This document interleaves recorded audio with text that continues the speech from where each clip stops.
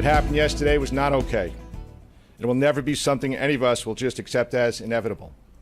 Since 9/11, we, again along with our partners at the local, state, and federal level, have disrupted or prevented 24 plots against New York City. Countless lives have been saved. But none of that matters when 8 innocent lives are taken by a criminal committing a cowardly act driving a rental truck. We are working hard to get to the bottom of exactly what happened yesterday and why. And we're working tirelessly to prevent anything like this from getting repeated. I tell you as often as I can that true public safety is a shared responsibility. Police Commissioner O'Neill sharing his thoughts on yesterday's terrorist attack. The incident may be over, but Muslim Americans are hoping there is no backlash against their community. Joining me now is Mohammed A. Chaudhry, Communications Director for the Ahmadiyya Muslim community.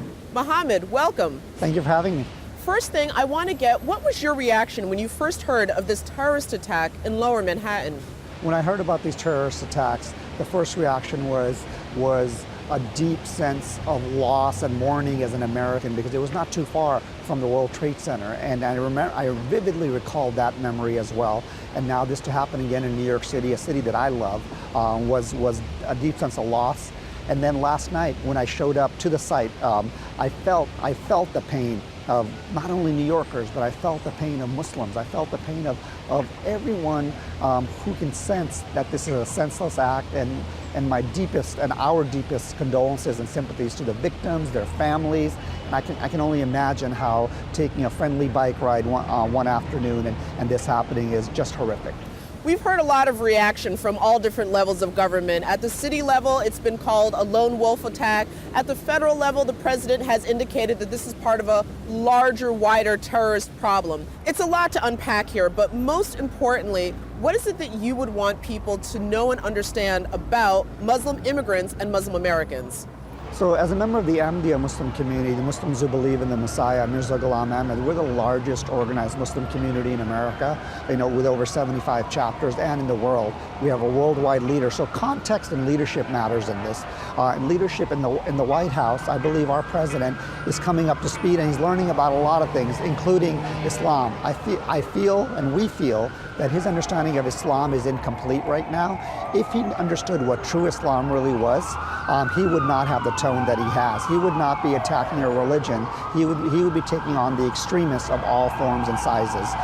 One of the ways he can do that is he can turn to the largest Muslim leader in the world, His Holiness Mirza Masroor Ahmad, the Khalifa of Islam, who has spoken out tirelessly against these extremists, and the way he's done it is a couple of ways. One is he has said that our mosques should be open, and police should come into all our mosques in America and Europe and beyond, because transparency leads to trust. Secondly, he has said that in order to have peace in the world, if we all want peace, we must all act with justice. We must follow the example of the Prophet Muhammad. We must want for others what we want for ourselves. And if our president understands those values, understands from a true leader what needs to happen, I believe he would have a different opinion of Islam. And thirdly, I would like to add that in America, because Muslims are against extremism, because 97% of the people killed by these extremists are Muslims. This is not a war against another religion. This is an ideology that sees no religion. We have launched a campaign called True Islam at trueislam.com, where we took the 11 points that the extremists use to manipulate youth in particular, and we're providing the counter narrative. We have coffee, cake, and True Islam across New York City every night, starting tonight, to make sure that people understand Islam, because 64% of Americans have never knowingly met a Muslim. If we can address the root cause of this issue, not only with Muslims and with Islamophobes and with average day Americans who want to understand Islam, I think that's the way we will end the extremism, but more importantly, we will keep America and New Yorkers safe. Well, that's incredibly important that you talk about reaching out and starting this incredibly important dialogue. Will there be any intent or reaching out from your organization or such to this particular young man's family? As we know, he has young children and a wife, and they might be susceptible to the same ideology that he fell victim to. The extremist ideology that people have is absolutely wrong. As a member of the Ahmadiyya Muslim community, we believe we have an over 100-year-long proven model versus shallow theories. No one else can claim that in Islam. So absolutely, we are reaching out to all Muslims, including this young man and his family as well, because as Americans, we want to prevent this from happening. The only people that believe that this is Islam is the extremists and the Islamophobes. Both of those benefit from this. The extremists benefit because if you say it's Islam, they can justify their behavior and recruit more.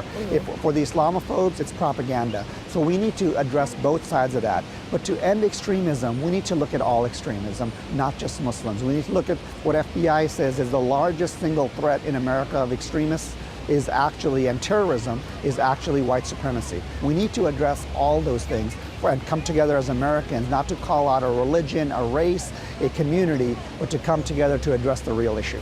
Well, that is an excellent point, that we are all New Yorkers and we all are all Americans. Most importantly, I want to ask, what would you say to any of the young Muslim American children who might be feeling anxiety right now going to school knowing that this attack, albeit wrongly, did happen in the name of their religion? So I have 6-year-old twins who love New York City, who love coming to Columbus Circle, Central Park, and riding their bikes as well. So what I tell them is that first they need to understand Islam. Make sure that they're in order to prevent them from being radicalized, they need to understand what true Islam is. And they can do that at various sites such as trueislam.com. Of course. Secondly, when they go to school, they need to have the conversation with their teachers, with their community leaders, with their bus drivers. So this is an opportunity to educate individuals. And I think the more the individuals around them are educated, the more likely they are to understand what true Islam is. I know many youth, very young, 6, 7, 8-year-old youth, who understand that this is not against their religion. When they understand Islam, when they hear the stories, it really allows them to understand that and join them. And then come together as a family, because we're all Americans. All right, well, Mohammed Chaudhry, I want to thank you so much for joining us on the program. It was a pleasure. Thank you. Thank you.